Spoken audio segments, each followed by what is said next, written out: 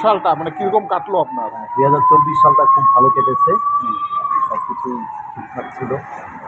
জীবনে সেরকম কোনো স্মরণীয় ঘটনা 2024-এ যা ঘটে গেছে?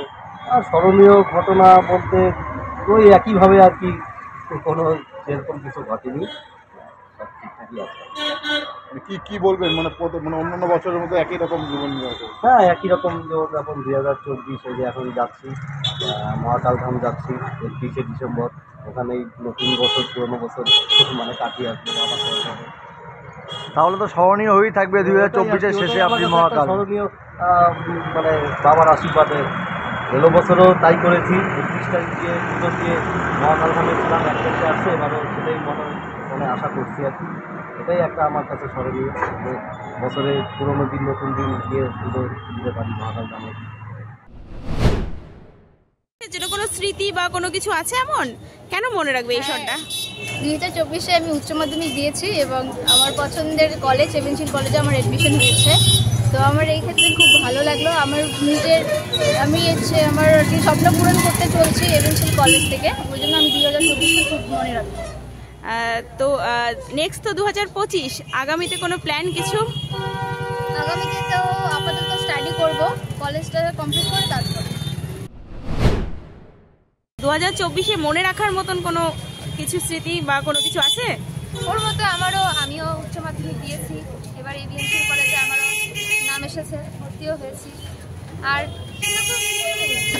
হ্যাঁ, অনেক নতুন বন্ধু বান্ধবীর সাথে দেখা হয়েছে, আবার অনেকের সাথে থাকে না স্কুল লাইফে, তাদের সাথে ওরা অন্য কলেজে চলে গেছে।